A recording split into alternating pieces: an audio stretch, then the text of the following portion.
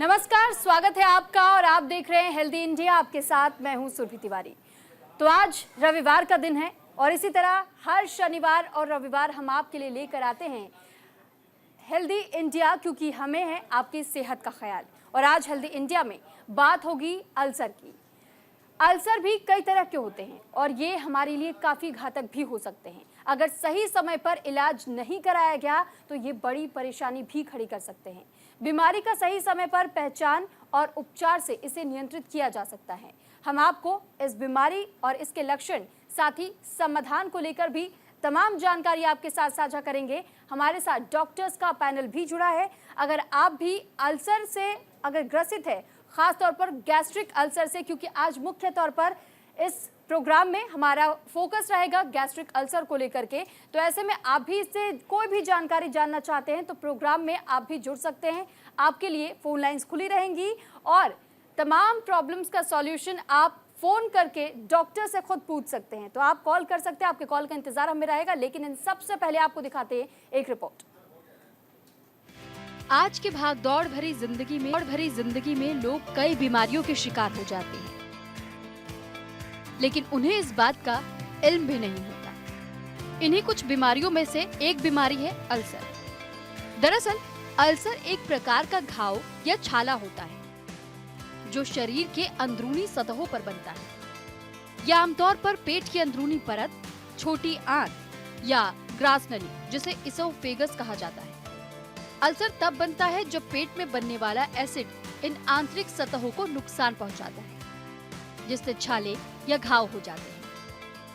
Ulcer एक गंभीर स्वास्थ्य समस्या हो सकती है, लेकिन सही समय पर पहचान और उपचार से इसे नियंत्रित किया जा सकता है। अल्सर क्या होता है, ये जानने के साथ साथ ये जानना बहुत जरूरी होता है और इसके लक्षण और कारण क्या होते हैं।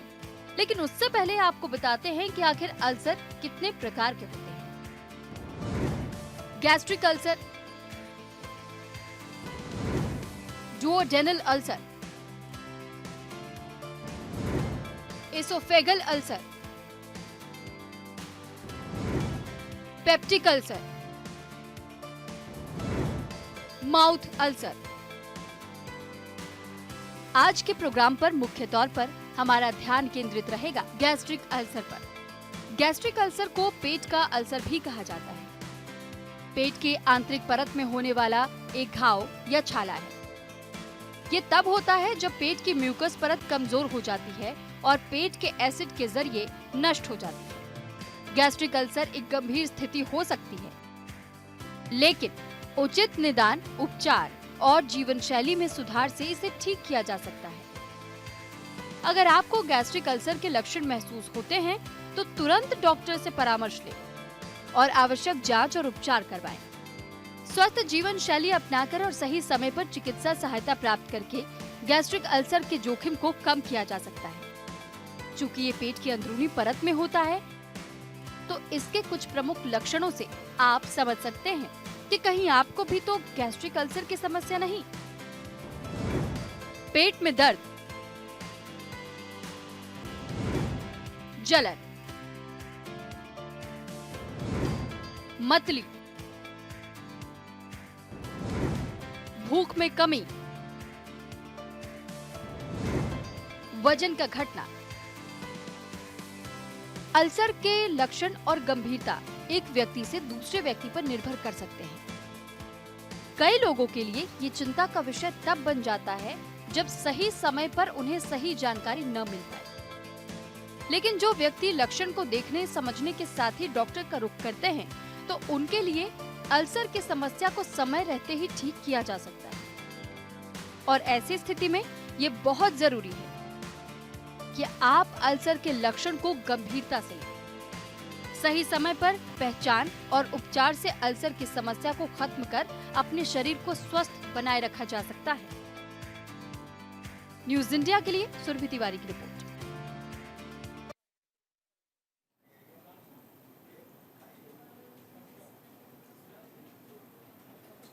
तो हेल्दी इंडिया में आज का हमारा टॉपिक है गैस्ट्रिक अल्सर, जिस पर खास तौर पे फोकस रहेगा। हालांकि हम बाकी अल्सर के बारे में भी जानने की कोशिश करेंगे। डॉक्टर्स का पैनल इस वक्त हमारे साथ जुड़ चुका है। सबसे पहले डॉक्टर से मैं आपका तारुफ करवा देती हूँ। हमारे साथ इस वक्त स्टूडियो में डॉक्टर अंचित गोयल जी मौजूद है, consultant and head of laboratory medicine. Sir बहुत स्वागत है आपका।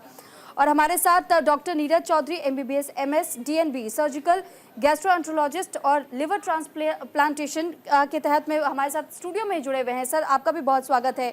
Doctor Sanjeev Sinha professor of medicine AIIMS से हैं। सर बहुत स्वागत है आपका भी।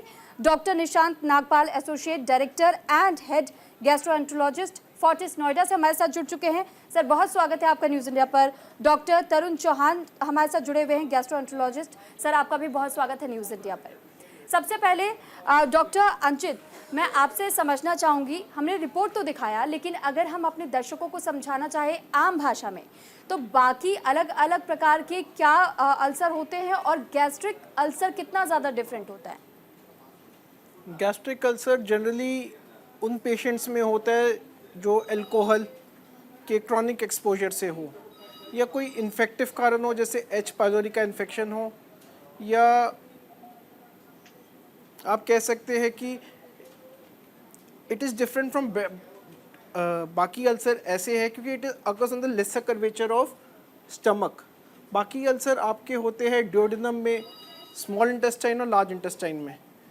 ये जो अल्सर होता है ये लेसर कर्वेचर ऑफ स्टमक पे होता है, जैसे आपने शो किया। ये ज़्यादा डीप अगर चला जाता है it can lead to haematemesis, मतलब उल्टी में खून आ सकता है। Generally it also leads to melaena, but जो स्टूल का कलर होता है it has to be differentiated from lower abdominal ulcers. मतलब अगर हम एब्डोमेन को दो पार्ट में डिवाइड करें तो एक अपर एब्डोमेन हो गया, एक लोअर एब्डोमेन हो गया। तो जनरली जो हेमाटोमेसिस होता है वो अपर एब्डोमिनल अल्सर्स में होता है, मतलब हेमाटोमेसिस मतलब मुंह से खून की उल्टी होना। और जो लोअर एब्डोमेन होता है उसमें फ्रेश ब्लड अगर आता है तो that is different from these ulcers. उसके अंदर इसके अंदर ब्लैक कलर स्टूल आएंगे, लेकिन उसमें फ्रेश ब्लड आएगा लोअर एब्डोमिनल ब्लीड में। तो it is different from those ulcer. It has to be differentiated by investigations and other modalities. ठीक है, तो अल्सर के बारे में तो हमने जाना, लेकिन हम अपने दर्शकों से भी कहेंगे अगर अल्सर से जुड़ी हुई कोई भी जानकारी आप हासिल करना चाहते हैं तो एक डॉक्टर्स का पूरा पैनल इस वक्त हमारे साथ है। आप हमारी दी गई फ़ोन नंबर्स पर आप हमें कॉल कर सकते हैं। लगातार नंबर्स आपके टीवी स्क्रीन पर फ्लैश भी हो रहे हैं और जल्द से जल्द आप हमारे साथ जुड़ करके आप जानकारी और ज़्यादा अल्सर से जुड़ी हुई ले सकते हैं। फिलहाल डॉक्टर नीरज, मैं आपसे भी जानना चाहूँगी, क्योंकि सर ने बताया कि अल्सर को हम कैसे डिफ्रेंशिएट कर सकते हैं, क्या होता है अल्सर, लेकिन ये हम कैसे समझ पाएंगे कि हमें वाकई में अल्सर से प्रॉब्लम हो रही है या नहीं हो रही है? हमें डॉक्टर के पास कब जाना चाहिए? देखिए, एक जो गैस्ट्रिक अल्सर की जो हम बात कर रहे हैं वो एक वाइड स्पेक्ट्रम है, जिसे कहते हैं हम पेप्टिक अल्सर डिजीज। तो पेप्टिक अल्सर डिजीज में दो तरह की अल्सर, एक होता है गैस्ट्रिक अल्सर और एक होता है ड्यूडेनल अल्सर। ये बेसिकली जो इसका कारण होता है ज़्यादा एसिड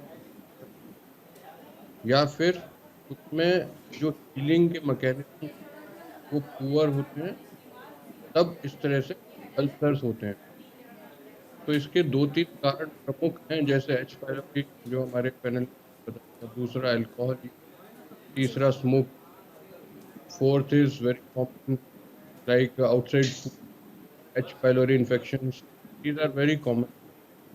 तो इम्पॉर्टेंट है सबसे पहले जो ये शुरू होता है, ज़्यादातर लोगों को दर्द शुरू होता है पेट में, ऊपरी हिस्से में, जो यूजुअली खाने के बाद बढ़ सकता है। सर मैं आपसे रिक्वेस्ट करूंगी कि प्लीज़ थोड़ा सा लाउड बोलिए ताकि हमारे दर्शकों को आप प्रॉपर्ली ऑडिबल हो। Okay, am I audible now? Yes yes sir. या तो इसमें जो प्रॉब्लम्स होती हैं, ज़्यादातर पेशेंट्स को अपर वाले हिस्से में दर्द होना शुरू होता है। तो दर्द ज़्यादातर खाने के बाद बढ़ सकता है, इस तरह का दर्द होता है। और यही दर्द फिर आगे बढ़ते बढ़ते पेशेंट को प्रेजेंट करते हैं। कभी कभी अल्सर जब डीप हो जाते हैं तो वो ब्लीडिंग से प्रेजेंट कर सकते हैं, जिसे कहते हैं हेमाटोमेसिस। तो मुंह के द्वारा खून की इकट्ठी होना या पॉटी में अटेंड करने समय खून निकलना। तीसरा होता है इतने ज़्यादा कहते हैं कि अल्सर से फट जाता है, तो पेशेंट को एमरजेंसी में आके उसमें उसका इलाज नहीं होता है। तो इस तरह से यूजुअल एक सिम्टम फैला है, वो पेन है ऊपरी, जो खाने के बाद। ठीक है डॉक्टर नीरज, आपके पास मैं लौटूंगी। डॉक्टर तरुण भी इस वक्त हमारे साथ स्टूडियो में मौजूद है। डॉक्टर तरुण, आपसे भी हम समझना चाहेंगे कि अगर इन अल्सर पे हम समय रहते हुए कंट्रोल करना चाहे तो शुरुआत के लक्षण क्या कुछ होते हैं जिससे हम समझ सकते हैं, अलर्ट हो सकते हैं? शुरुआत के लक्षण जो बहुत कॉमनली मरीजों में देखे जाते हैं वो पेट में और छाती में जलन, जो पहला लक्षण ज़्यादातर मरीजों में जाना जाता है वो ये है। उसके बाद कोई मरीज शिकायत कर सकते हैं कि भाई मेरा खाना खाने के बाद पेट में दर्द होता है, जो कभी कभी ज़्यादातर हल्का, कभी इतना तेज़ हो सकता है कि मरीज को अस्पताल जाना पड़े, उसके लिए इंजेक्शन लेना पड़े। कभी पेशेंट को, जैसा आपने प्रोग्राम की शुरुआत में बड़ा विस्तार से बताया, मतली की भावना डेवलप होना, मतली नौजिया की फीलिंग डेवलप होना खाने के बाद खासकर, और कभी कभी ये मल का काला होना और मुंह के रास्ते खून का आना। मामूली खून भी हो सकता है शुरुआत में, कभी कभी वो ज़्यादा हो जाता है जिसमें कि अस्पताल में भर्ती होने की समस्या भी बन जाती है। मोस्टली जो पेशेंट को ध्यान देने की ज़रूरत है, कांस्टेंट जलन जो नहीं जा रही है, दवाई लेने के बावजूद जो नहीं रिस्पॉन्स आ रहा है, जो हमें एडिक्वेट रिस्पॉन्स आना चाहिए। तो ये ऐसी समस्याएं हैं जहां मरीज को एक एंडोस्कोपी, एक जांच होती है जिसके बारे में सोचना चाहिए, जो इस बीमारी को शुरुआत में ही पकड़ सकती है। ठीक है डॉक्टर। और डॉक्टर संजीव सिन्हा भी इस वक्त हमारे साथ जुड़े हुए हैं। डॉक्टर संजीव, आपसे मैं ये समझना चाहूँगी कि क्योंकि डॉक्टर ने अभी बताया, डॉक्टर तरुण ने, कि किस तरीके से एंडोस्कोपी और भी बहुत अलग अलग ट्रीटमेंट्स होते हैं जिससे ये पता लगाया जा सकता है कि कितना डेंजरस अल्सर इस वक्त आपको है। लेकिन ऐसे में जब स्थिति होती है डॉक्टर्स के पास, जब तक हम पहुंचते हैं, कई बार को पेशेंट नहीं समझ पाते हैं और ऐसे में उन्हें जब देर हो जाती है तो उनके लिए क्या कुछ ऑप्शंस खुले रहते हैं? Thank you. देखिए, मैं पहले आपको एक सरल भाषा में बताना चाहता हूँ। Can you hear me? I am audible. सरल भाषा में एक बताना चाहता हूँ, कॉमन मैन लैंग्वेज में, कि क्या होता है अल्सर। ऐसे जैसे डॉक्टर आपके पैनल ने भी बताया कि there is peptic ulcer. Peptic ulcer में क्या होता है, दो चीजें इन्वॉल्व होती हैं। एक स्टमक होता है जिसमें जाके फूड कलेक्ट होता है, और उसके अपर इंटेस्टाइन का एक पार्ट होता है जिसे हम डियोडेनम कहते हैं। ठीक है, तो दो जगह अल्सर हो सकते हैं। Peptic ulcer means it have two things, one is gastric ulcer, another is duodenal. Gastric ulcer जो होता है, अधिकतर आपको पेन होगा खाना खाने के बाद, बट डियोडेनल अल्सर में सिम्टम्स होता है अधिकतर खाली पेट में आपको पेन महसूस होगा। और एक, जैसे आपने बताया, फूड पाइप होता है जिसे हम एसोफेगस कहते हैं, उसके भी लोअर पार्ट में अल्सर्स हो सकते हैं, जो कि रिकरेंट गैस्ट्रिक रिफ्लेक्स होता है, उसके कारण वहां पर अल्सर्स हो सकते हैं। और कुछ ऐसी बीमारियां जैसे हम वेरिसीज कहते हैं, जो क्रोनिक लिवर डिजीज में, उसके कारण भी वहां पर अल्सर बन सकते हैं या वेरिसीज बन सकती है। और तीसरा फोर्थ आपने बताया कि मुंह में भी अल्सर हो सकते हैं, वो भी क्रोनिक गैस्ट्राइटिस या रिफ्लक्स के कारण हो सकते हैं। तो ये तो एक बात हुई कि अल्सर क्या होते हैं। दूसरी बात रही कि क्या कॉमन सिम्टम्स होते हैं। पेशेंट को जो है कांस्टेंट अपर एब्डोमेन में पेन होगा, उसको नॉजिया होगा, उसको वोमिटिंग हो सकती है। समटाइम्स क्या होगा कि उसको ब्लड भी आ सकता है अगर एडवांस स्टेज में अल्सर है। और क्या होगा कि आगे जाकर उसको ऐसा फील होगा कि खाना अगर खा रहे तो ब्लोटिंग सेंसेशन है, या लगेगा कि स्टमक फुल है। डॉक्टर संजीव, मैं आपके पास लौट रही हूँ, माफी के साथ मैं लौट रही हूँ। आपके पास एक कॉलर हमारे साथ इस वक्त जुड़ चुके हैं। पहले उनका हम सवाल ले लेते हैं, फिर मैं आपके पास लौटूंगी, आप अपना जवाब पूरा कर लीजिएगा। ब्रजेश हमारे साथ पटना से जुड़ चुके। ब्रजेश जी, बहुत स्वागत है आपका, आप अपना सवाल पूछ सकते हैं।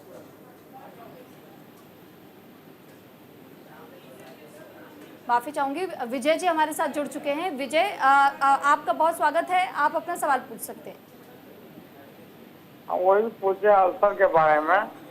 25 वर्ष पहले मुंह से ब्लड आया था, तो डॉक्टर से ट्रीटमेंट कराए थे, तो वो बोला कि लीवर में अल्सर है। और दवा ववा खाए तो ठीक है। अभी तक कोई नहीं है, न पेट में दर्द है गैस के चलते नहीं है, और यह गैस का अभी कुछ दिन पहले हमको उल्टी जैसा लग रहा था, तो डॉक्टर से सलाह लिए, तो डॉक्टर साहब बोले क्या। एक बार आप अपना सवाल दोबारा दोहरा दीजिए, क्योंकि आपकी ऑडियो बहुत क्लियर नहीं है। दोबारा जी।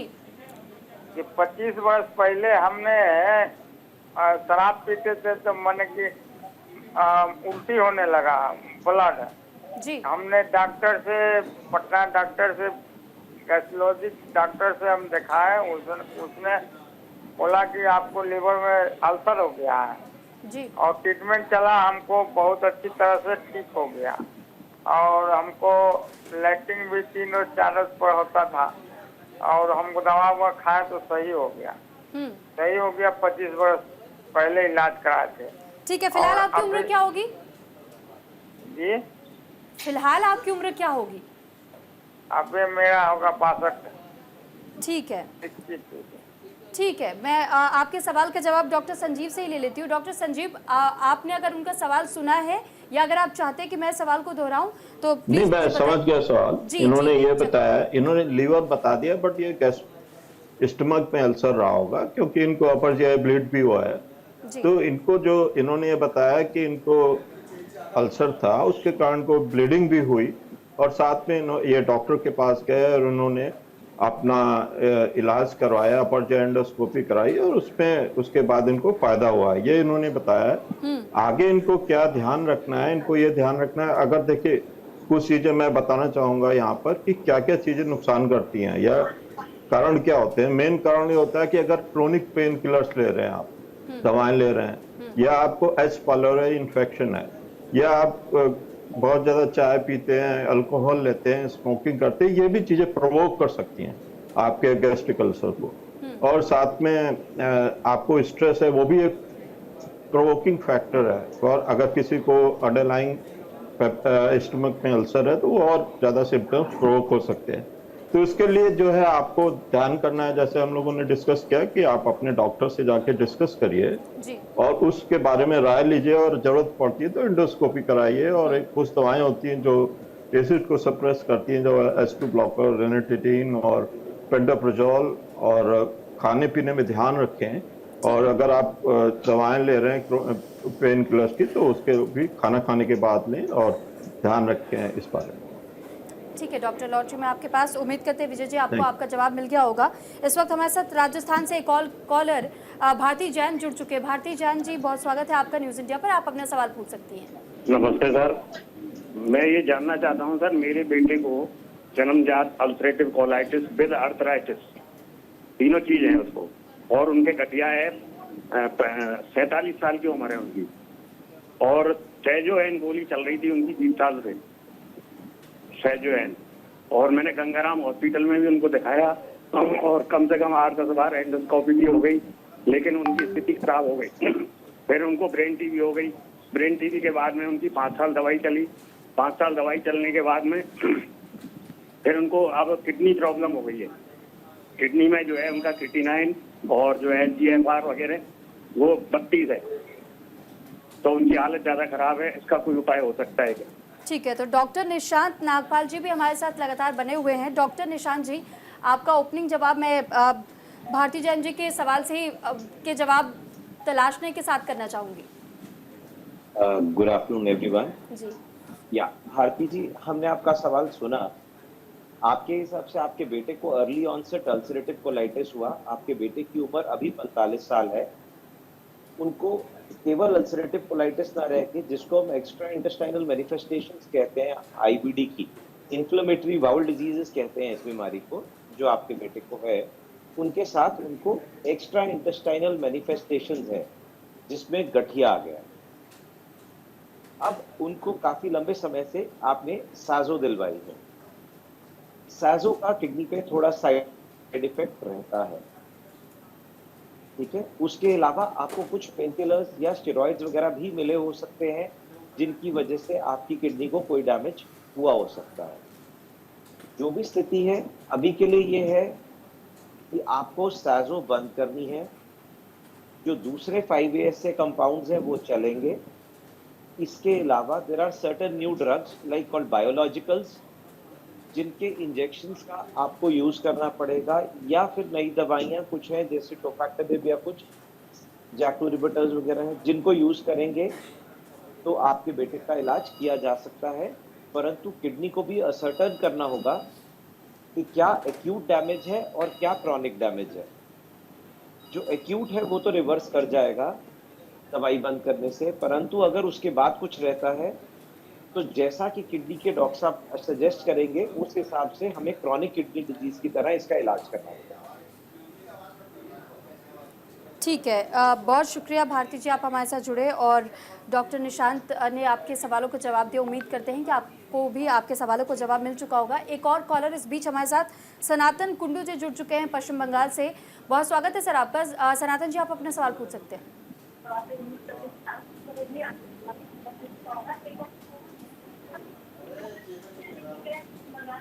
सनातन जी, क्या आप तक हमारी आवाज़ पहुंच रही है?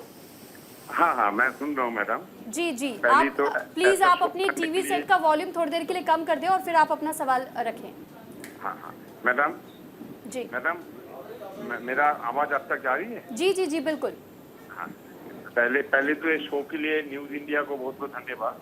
मेरा क्वेश्चन यही है, मैं 3 दिन पहले बहुत पेट दर्द में सफर किया और मैं उसके बाद अल्ट्रासाउंड करके हमको पेट में कुछ नहीं मिला, लेकिन मेरा दर्द कम नहीं हुआ और वॉमिटिंग कम नहीं हुआ। तो इसके बारे में अगर, और हमारा गैस का प्रॉब्लम एकदम छोटा मोटे है। अभी मैं 45 साल का हूँ। ठीक है, हम डॉक्टर अंचित से आपके सवाल का जवाब ले लेते हैं। डॉक्टर अंचित, आप एक बारी अपने सिम्टम्स एक बारी फिर बताएंगे जी सनातन जी?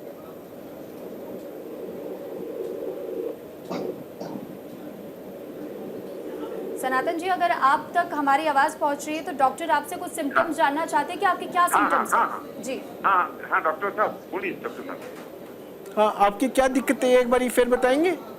हाँ डॉक्टर साहब, 3 दिन पहले मुझे बहुत पेट में दर्द हुआ, पेट में दर्द हुआ फुल नाइट। उसके बाद सुबह वोमिटिंग हुआ, तो मैं कोई डॉक्टर से एंटीबायोटिक दवाई लिया था। वो दवाई भी मैं ले नहीं पा रहा था। जैसे दवाई लेता था उसके बाद मेरा वोमिटिंग हो जाता था। तो उसके बाद मैं हॉस्पिटल में एडमिट हुआ, मुझे चैनल करके दवाई दिया गया। अभी मैं थोड़ा सा ठीक हूँ।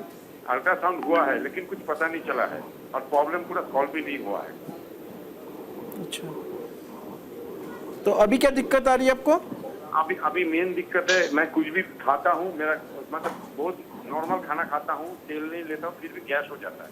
मैं गैस से छुटकारा मुझे नहीं मिला 10-15 साल से। अभी आपको हुए 3 दिन कुछ भी खाने से मेरा गैस हो जाता है और मेरा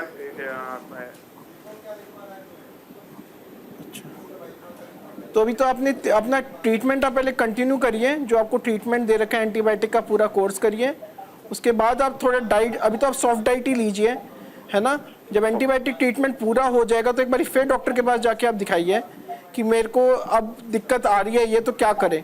क्योंकि अगर आपको ये दिक्कत परसिस्ट करती है तो बाकी इन्वेस्टिगेशंस करनी पड़ेगी कि ये दिक्कत क्यों परसिस्ट कर रही है एंटीबायोटिक कोर्स के बाद भी। ठीक है, तो सनातन जी, उम्मीद करते हैं कि आपको आपके सवाल का जवाब मिला होगा और जल्द से जल्द एक बार फिर से आप नियर बाई डॉक्टर को विजिट कीजिए।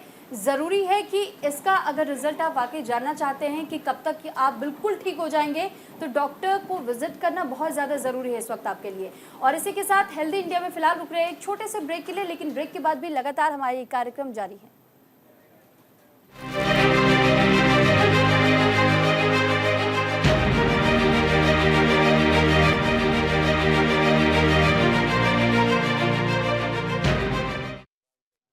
ब्रेक के बाद एक बार फिर आपका स्वागत है। हेल्दी इंडिया का कार्यक्रम हमारा जारी है और साथ ही इस प्रोग्राम में आप हमसे डायरेक्ट जुड़ सकते हैं क्योंकि हमारे साथ डॉक्टर्स का पैनल भी मौजूद है और आज हम बात करें गैस्ट्रिक अल्सर पर।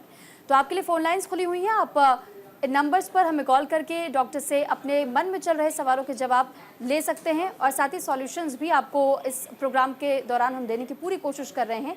तो देर ना कीजिए, अगर आपके भी मन में गैस्ट्रिक अल्सर को लेकर कोई भी सवाल है या अल्सर से जुड़े हुए कोई भी सवाल है तो आप पूछ सकते हैं। और एक बार फिर मैं डॉक्टर्स का रुख करूंगी। सबसे पहले अब मैं डॉक्टर तरुण का रुख करूंगी। डॉक्टर तरुण, क्योंकि अभी थोड़ी देर पहले हम बात कर रहे थे कि कैसे डाइट को अगर हम मेंटेन करने की कोशिश करें, खासतौर पर जिनके एसिडिटी बहुत ज़्यादा बनती है, जिनको गैस की प्रॉब्लम बहुत ज़्यादा बन रही है, तो ऐसे में अगर डाइट के ज़रिए हम ध्यान दें इस पर, इसे कैसे कंट्रोल किया जा सकता है, क्या अवॉइड करना है या क्या हम कंज्यूम कर सकते हैं? ये बहुत अच्छा सवाल पूछा आपने। गैस्ट्रिक अल्सर का एक बहुत महत्वपूर्ण कारण है पेट का तेज़ाब, पेट का एसिड। तो हमारा जो मुख्य उद्देश्य डाइट के ज़रिए होता है पेट के एसिड को कम करना। जो मेन डाइट्स जो एसिड का प्रोडक्शन बढ़ाती हैं, जिनको हम मानते हैं कि भाई ये नुकसान करती हैं आपको, एसिड की समस्या है, तो वो है फैट। सबसे बड़ा कल्प्रिट होता है फैट। हमारी डाइट में बटर, घी, ये सब चीज़ें जो होती हैं इनको हमें बिल्कुल मिनिमम मात्रा में करना पड़ेगा, तभी अल्सर हीलिंग इम्प्रूव हो पाएगी। दूसरा जो इंपॉर्टेंट चीज़ें हैं, दर्द की दवाइयाँ, पेन किलर्स। हमारे यहाँ पेन किलर्स को लेके केमिस्ट से जाके खरीद के खाने की बहुत ना आदत होती है, केमिस्ट के पास गए, दर्द का गोली लिया, खा लिया। तीसरी चीज़ होती है जो डेयरी प्रोडक्ट्स होते हैं, फिर चॉकलेट्स, फिर कार्बोनेट, जैसे हम अभी बात कर रहे थे, कार्बोनेटेड ड्रिंक्स, कोल्ड ड्रिंक, ये 5 से 7 मिनट आपको इनिशियल थोड़ा रिलीफ देगा, बट बाद में लॉन्ग टर्म आपको नुकसान ही करेगा। तो इन जनरल हम इन केसेस में अवॉइड करते हैं कोल्ड ड्रिंक, कोई भी सोडा वाली चीज़ें। और जैसा हम प्रोग्राम के शुरुआत में बात कर चुके, अल्कोहल, शराब आज की डेट में बहुत एक इंपॉर्टेंट एक समस्या बन के आ रही है, जो गैस्ट्रिक अल्सर की समस्या को बहुत ज़्यादा बढ़ा रही है। तो हमारा जो मुख्य उद्देश्य डाइट के जरिए होता है वो एसिड का प्रोडक्शन कम करना। अनदर इंपॉर्टेंट थिंग जो लोग करते हैं, आई से डू नॉट टेक लेमन, अचार, खट्टी चीज़ें कि भाई इमीडिएट रिलीफ के लिए आप लोग लेते हैं, ये चीज़ें नहीं करें। अगर आपको एसिड की समस्या, पेट फूलने की समस्या, गले में जलन या तेज़ाब की समस्या है तो। और खाने की साफ़ सफाई जो बहुत, ये जो अगर आप इस समस्या, तो ये स्ट्रीट फूड जो होते हैं, आई थिंक इससे आपको अवॉइड करना है। यू शुड, जो हमारे यहाँ बड़ा शौक होता है कि स्ट्रीट कहीं मॉल में गए तो कुछ लेके खा लिया। स्ट्रीट फूड एक ऐसी चीज़ है जिसको अवॉइड करना चाहिए। ठीक है, तो आप भी इस बात का बहुत ज़्यादा ध्यान रखिएगा। अगर आपको भी एसिडिटी या गैस्ट्रिक की बहुत ज़्यादा प्रॉब्लम हो रही है तो जो भी डॉक्टर तरुण ने बताया है आप उसे बिल्कुल फॉलो कीजिएगा, और डाइट में कुछ बदलाव आपको भी करने की ज़रूरत है अगर आपको अल्सर, गैस या एसिडिटी की कोई समस्या होती है। डॉक्टर संजीव का मैं एक बार फिर से रुक करूंगी। डॉक्टर संजीव, उस वक्त आप अपनी बात कंप्लीट नहीं कर पाए थे, मैं चाहूँगी आप अपनी बात कंप्लीट कीजिएगा। और एक छोटा सा सवाल ये भी है कि जैसे डॉक्टर ने बताया कि डाइट में हमें क्या कुछ इंक्लूड करना चाहिए, नहीं करना चाहिए, लेकिन कई बार हम गलतियाँ जैसे कर जाते हैं कि हमने इनो ले लिया या फिर हमने लेमन सोडा ले लिया ताकि वो गैस की प्रॉब्लम जो बन रही है थोड़ी देर के लिए शांत हो जाए। ऐसे में क्या सिचुएशन वर्स हो सकती है या फिर वाकई रिलीफ मिल जाने के चांसेस ज़्यादा हैं?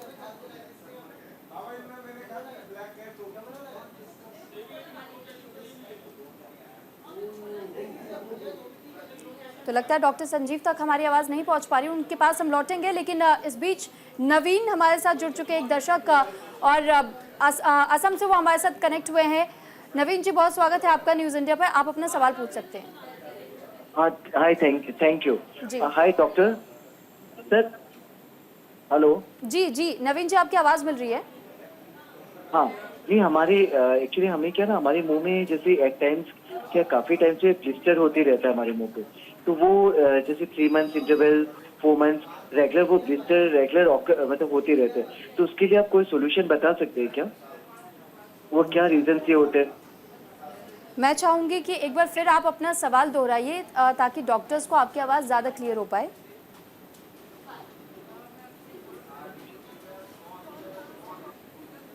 हाँ, हाय, गुड आफ्टरनून सर। सर हमारे क्या ना मुंह में जैसे रेगुलर ब्लिस्टर होती रहता है, तो बीच बीच में जैसे हम कुछ वो फॉलिक एसिड या फिर और कोई मेडिसिन भी लेते, बट वो लेने के बाद भी क्या रेगुलर एट टाइम्स वो ब्लिस्टर रेगुलर होती रहता है। तो हमारा भी जैसे और बच्चों लोग के भी ये प्रॉब्लम रहता है।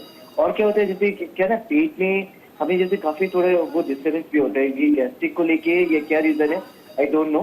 जैसे हम कुछ खाता करते हैं तो उसके बाद थोड़ा हमारा स्टोमक अपसेट हो जाता है, तो उसके लिए भी आप कुछ एडवाइस कर सकते हैं क्या? ठीक है, मैं आपके सवाल का जवाब डॉक्टर नीरज से लेना चाहूँगी। डॉक्टर नीरज, अगर आप इनका सवाल सुन पाए हो तो प्लीज़ आप जवाब दीजिए। जी, इनका सवाल ये था तो बार बार मुंह में ब्लिस्टर, तो ये जो कारण होता है होना, अल्सर होना, ये यूजुअली विटामिन 12 की कमी से होता है, कारण माना जाता है। सेकंड एक इम्पॉर्टेंट इसके अंदर स्ट्रेस होना, पेशेंट एंजाइटी स्ट्रेस में भी ये अल्सर, मुंह के अल्सर्स, कोस्टल इरोजन्स बढ़ जाते हैं। इसीलिए कारण सबसे इम्पोर्टेंट है, तो हमें अपने चेकअप कराने चाहिए, ब्लड, विटामिन B12 का लेवल, फोलिक एसिड का लेवल चेक करना चाहिए, उसी के बाद हम उसका इलाज। ठीक है, उम्मीद करते हैं कि आपको आपका जवाब ज़रूर मिल गया होगा। और डॉक्टर नीरज, क्योंकि मैं वही सवाल का जवाब मैं आपसे भी लेना चाहूँगी, जैसे डॉक्टर तरुण ने भी कहा कि बहुत लोग ये गलतियाँ करते हैं कि वो लाइम सोडा का इस्तेमाल कर लेते हैं, नींबू पानी का इस्तेमाल कर लेते हैं। अगर उनको गैस बनती है तो कुछ वक्त के लिए उन्हें राहत मिल जाती है, लेकिन आगे चल करके सिचुएशन और वर्स्ट हो जाती है। ऐसे में कैसे कंट्रोल किया जा सकता है? अगर कोई इनो नहीं ले सकता या फिर अगर कोई नींबू पानी नहीं ले सकता, तो इसके इतर ऑप्शन उनके पास क्या है? आजकल देखिए बहुत आसानी से हमारे पास बहुत कॉमन डिसऑर्डर, सबसे पहले तो गैस बनना एक डिसऑर्डर नहीं है, बहुत बन सकती है।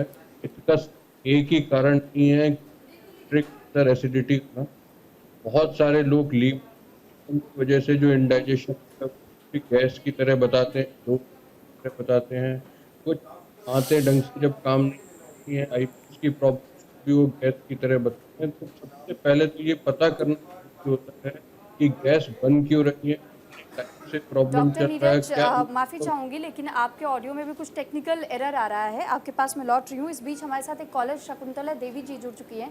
शकुंतला देवी जी, बहुत स्वागत है आपका न्यूज़ इंडिया पर। आप अपना सवाल पूछ सकती हैं। कह रहे हैं ना कि इनको मुंह में अल्सर है, मुंह में अल्सर है। जी, कितने समय से और क्या उम्र होगी? तो पहले एक्जिमा से शिकायत था, एक्जिमा से अल्सर के रूप में अथी हो गया, समझे ना। एक्जिमा से अल्सर में कन्वर्ट कर गया, मुंह में जख्म हो गया। कोई चीज खाने से बहुत ज्यादा तीता लगा।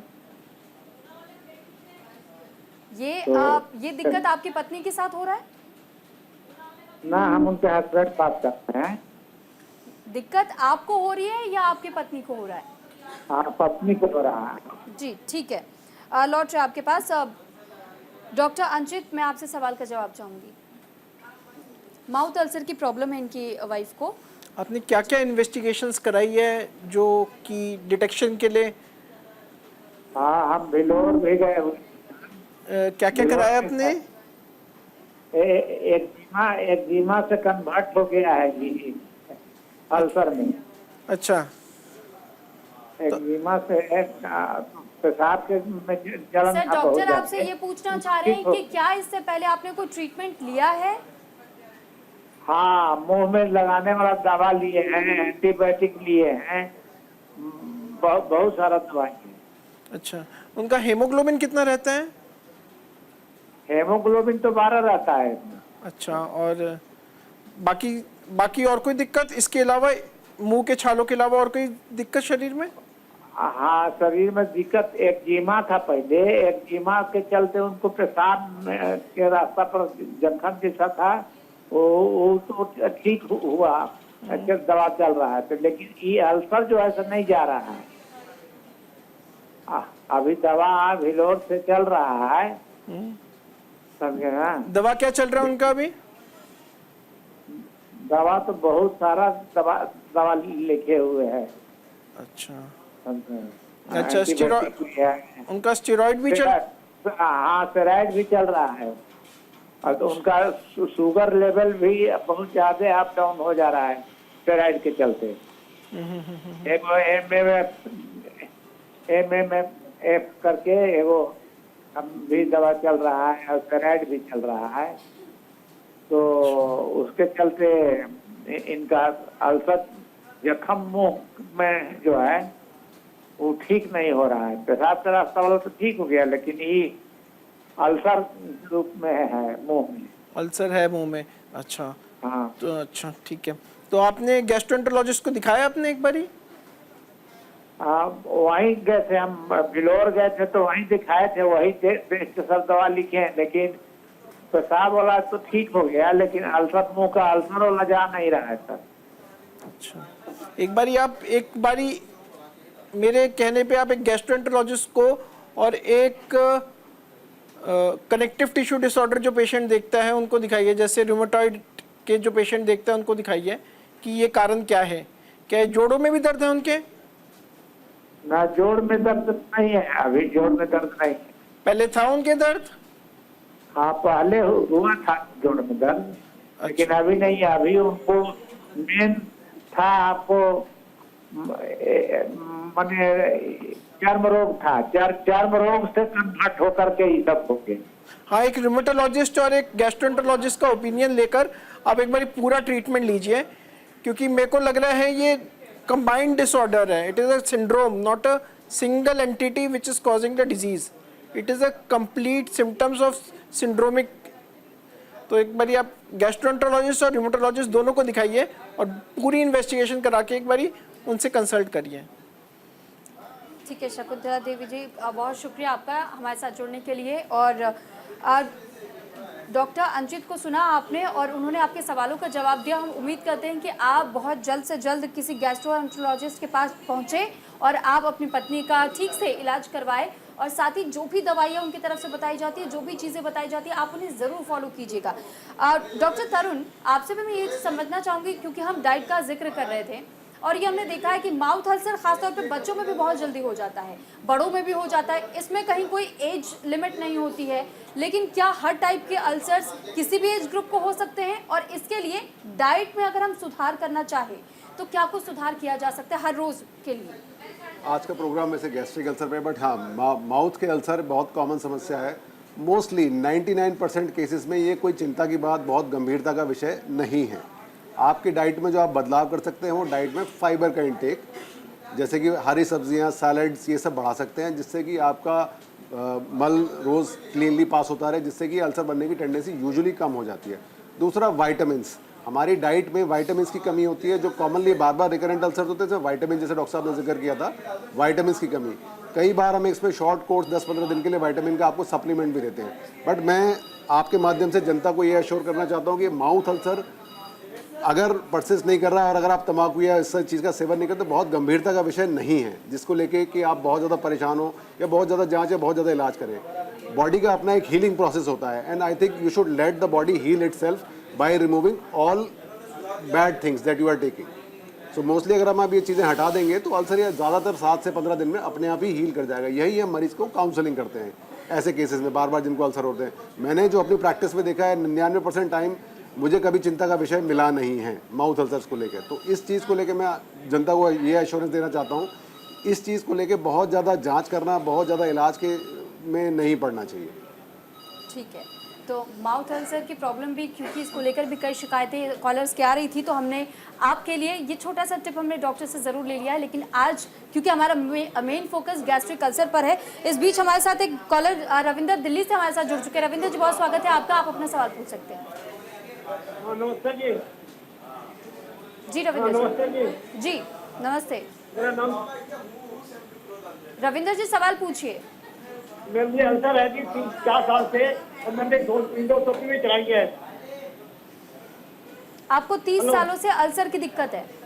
और अभी फॉस्फेट का ऑपरेशन भी कराया, उसमें कैंसर का आ रहा प्रॉब्लम, कैंसर की प्रॉब्लम आ रही है। अभी मैंने 22 भी कराई है, तो ये ठीक ही हो रहा है। अपनी जलन बहुत होती है, सुबह पैंट 40 लेनी पड़ती है मुझे। ठीक है, डॉक्टर संजीव हमारे साथ एक बार फिर से जुड़ चुके हैं। डॉक्टर संजीव, अगर आपने सवाल सुना हो तो प्लीज मैं आपसे जवाब चाहूंगी। हाँ, तो मैंने ये सुना है, आप कह रहे हैं कि आपके पेट पे अल्सर है और इन्होंने इंडोस्कोपी कराई है और उसकी दवाएं ले रहे हैं, बट पूरी तरह से फायदा नहीं हुआ है, और बायोप्सी भी कराई है। तो आपकी बायोप्सी में क्या रिपोर्ट आई है, कुछ शेयर करना चाहेंगे आप? अच्छा, नहीं, अच्छा, ठीक है, ठीक है। I think he is not on line, but I want to tell that अगर उनको अल्सर की बीमारी है और इन्होंने एंडोस्कोपी से कंफर्म भी हो गया है, तो जैसा हम लोग पहले से ही डिस्कस कर रहे हैं, इसका ट्रीटमेंट पेंटोप्राजोल ये ऑलरेडी ले रहे हैं, बट इनको ये भी ख्याल रखना है कि आप प्रॉपर डाइट लेनी है। जैसे हम लोगों ने बताया कि ज़्यादा स्पाइसी फूड ना लें, फैटी फूड ना लें, टोबैको और अल्कोहल को अवॉइड करें, और अगर पेन किलर्स ले रहे हैं तो कुछ स्पेशल जो जिनका साइड इफेक्ट कम होता है, जैसे COX-2 इनहिबिटर्स होते हैं, उनको ले सकते हैं, और साथ में समय पर खाना लें और पानी खूब पिएं। तो ये कुछ इंपॉर्टेंट चीज़ें हैं, और मैं उनको बताना चाहूँगा कि अपने डॉक्टर की राय लें जिनसे वो जिनके अंडर में वो ट्रीटमेंट कर रहे हैं, और बायोप्सी की रिपोर्ट जरूर पता करें कि क्या है इसकी बायोप्सी की रिपोर्ट। अगर कोई इन्फेक्शन निकलता है तो उसका प्रॉपर ट्रीटमेंट करें, या और कोई चीज़ है तो उसको प्रॉपरली ट्रीट करें। ठीक है, तो उम्मीद करते हैं रविंदर जी को अपने सवाल का जवाब मिल गया होगा। इस बीच एक और कॉलर हमारे साथ खुशी जुड़ चुके हैं बिहार से। खुशी, बहुत स्वागत है आपका, आप अपना सवाल पूछ सकते हैं। माफ कीजिएगा, खुर्शीद जी हमारे साथ जुड़ चुके हैं। खुर्शीद जी, बहुत स्वागत है आपका, आप अपना सवाल पूछ सकते हैं। हाँ, मैं मेरे पेट में मैंने पिछले साल IVF दिल्ली में दिखाया था, वहाँ एंडोस्कोपी और अल्ट्रासाउंड वगैरह सब कुछ हुआ था। उसमें मेरा पेट में अल्सर निकला था, उसका बायोप्सी भी कराया था, बायोप्सी नॉर्मल था, और उसके बाद दवा चली थी अल्सर के लिए, उसने पूरा किट दिया था, पूरा किट आया था। लेकिन मेरा प्रॉब्लम ये है, मेरा पेट जो है करीब लगभग 10 सालों से साफ नहीं होता है। 10 साल से चूरन और लेकर बहुत जगह दिखाया, मुझे कोई फायदा नहीं होता है। मेरा बॉयल मूवमेंट ठीक नहीं होता है। ठीक है, आप बने रहिएगा लाइन पे।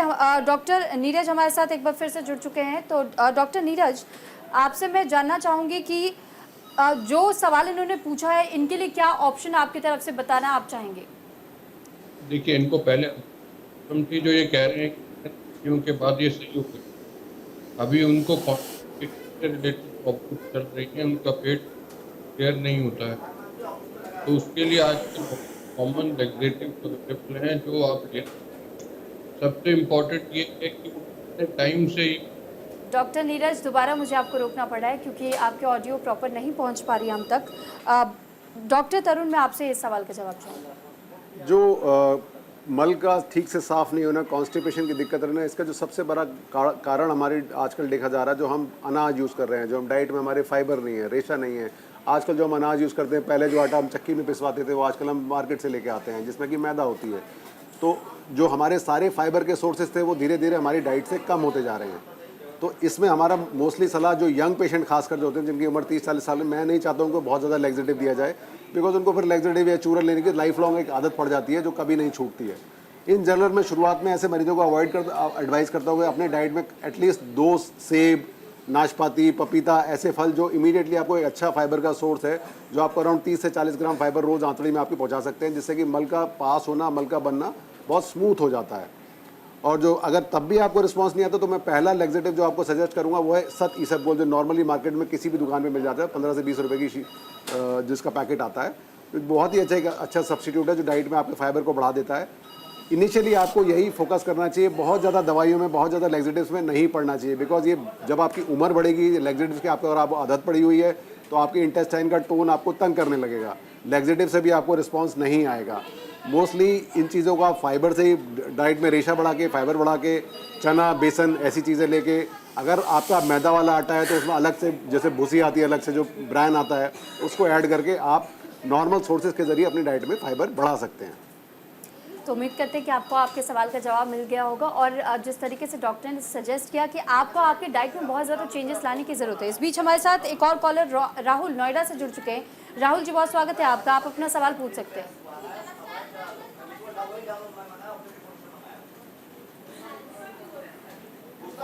राहुल जी, अगर आप तक हमारी आवाज़ पहुंच रही है तो आप अपना सवाल पूछ सकते हैं। जी, मैं ये कहना चाह रहा था कि मुझे थोड़ा सा ना एसिडिटी की इशू रहता है। जी, ये प्रॉब्लम आपको कब से? ये है कई महीने हो गए। ठीक है, डॉक्टर अंशित, मैं आपसे इनके सवाल का जवाब चाहूँगी। आपको ये जो एसिडिटी की दिक्कत है, इसके अलावा और कोई दिक्कत है साथ में एसोसिएटेड? मिस्टर राहुल जी? राहुल जी, पहले तो आप अपनी टीवी सेट का वॉल्यूम कम कर लीजिए ताकि आप डॉक्टर को प्रॉपर्ली सुन पाए फोन पर। नहीं, और तो कोई दिक्कत नहीं है। अच्छा, एसिडिटी आपको खाना खाने के बाद होती है? खाना खाने कितने देर बाद होती है? जी, खाना खाने के थोड़ी देर बाद होती है। कितना समय? आधा घंटा, 2 घंटा, या होती है कभी भी? कई बार मैं रात में खाना खाता हूँ तो सुबह 4-5 बजे आंख खुल जाती है। राहुल जी, एक बार रिपीट करेंगे? कई बार मैं रात में खाना खा के सोता हूँ, जैसे 9 बजे खाना खाया, हाँ, और सो गए 11-12 बजे, सुबह को एसिडिटी होती है 4-5 बजे। अच्छा, ठीक है। और किसी टाइम पे होती है? बस रात के खाने पे ही होती है, सुबह भी खाने पे होती है? हाँ, रात में ज्यादा होती है, मतलब सुबह ज्यादा होती है 4-5 बजे। अच्छा, तो basically it is associated with not stomach. आपके स्टमक की ये दिक्कत नहीं है, it could be due to stress also, है ना? अच्छा जी। तो स्ट्रेस आप ज़्यादा लेंगे तो it could lead to acidity. तो आप 11 बजे सोते हो, 4 बजे आप उठ जाते हैं, कितने बजे उठते हैं आप? मतलब रोज नहीं होती, लेकिन अक्सर होती है कि सुबह के 5 बजे 6 बजे। तो एक तो आप नींद अपनी पूरी करिए, क्योंकि अगर आप नींद पूरी नहीं करेंगे तो स्ट्रेस में रहेंगे तो it could lead to acidity. ठीक है, तो उम्मीद करते हैं राहुल जी आपको आपके सवाल का जवाब मिल गया होगा। और फिलहाल आज के इस कार्यक्रम के लिए हमारे पास समय की कमी है, तो मैं सभी डॉक्टर्स का धन्यवाद करूंगी। डॉक्टर अंचित गोयल हमारे साथ जुड़े थे, डॉक्टर संजीव सिन्हा हमारे साथ जुड़े हुए थे, डॉक्टर निशांत नागपाल जी हमारे साथ जुड़े हुए थे, डॉक्टर तरुण चौहान हमारे साथ जुड़े थे और डॉक्टर नीरज चौधरी जी भी हमारे साथ जुड़े हुए थे। आप सभी का बहुत धन्यवाद हमारे साथ आज यहाँ मौजूद रहने के लिए, हमारे कॉलर्स के तमाम सवालों के जवाब देने के लिए। इसी तरह हर शनिवार और रविवार हम आपके लिए नए नए टॉपिक्स पर बातचीत करने के लिए डॉक्टर्स का पैनल भी हमारे साथ स्टूडियो में रहता है और साथ ही आपके सवालों को जवाब देने के लिए भी। तो अगले शनिवार और रविवार का आपको इंतजार करना होगा। एक नए बीमारी पर हम डिस्कस करेंगे, बातचीत करेंगे और आपके सवालों के जवाब भी हम डॉक्टर से जानेंगे। आज के लिए बस इतना ही, मुझे दीजिए इजाजत, नमस्कार।